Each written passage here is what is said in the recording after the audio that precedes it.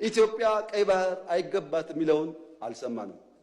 ሚሊዮን ፐርሰንት እርግጠኛ ነኝ ኢትዮጵያ ተዘግታ አትኖርም። ማንም ፈለገም አልፈለገም አትኖርም። እና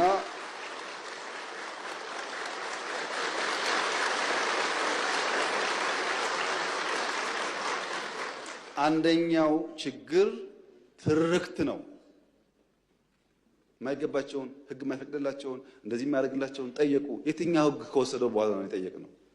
ትርክቱ መፈተሽ ያስፈልጋል። ሁለተኛው ኢትዮጵያ ካደገች ብሎ የሚሰጉ ሰዎች ደግሞ አሉ። ሀገራት ኢትዮጵያ ኦልሬዲ ትልቅ ናት እኮ። የት ነው የምታድገው? በአፍሪካ ሁለተኛው ትልቁ ፖፑሌሽን እኮ ናት። በዓለም እኮ 10ኛዋ ናት።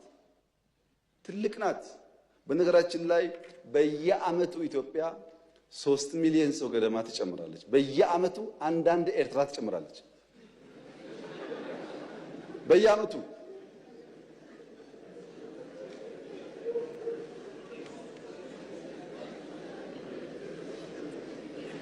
እና ኢትዮጵያ በየአመቱ ሀገር እየጨመረች ትልቅ የሆነች ሀገር ካደገች ምን ትሆናለች ከተባለ ካደገች ታግዛለች።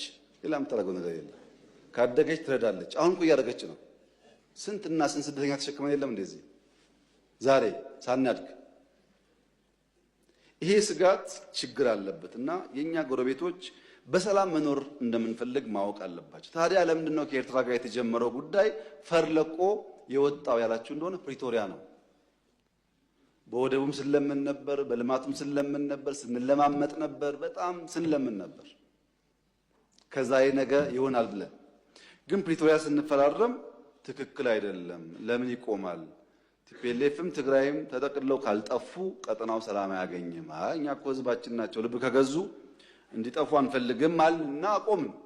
በዚህ በኩል ማስቀጠል ሲያቅታቸው በዚያ በኩል ጀመሩ። አሁን ዋናው ጉዳይ ጭቅጭቅ ውስጥ ግቡ ነው።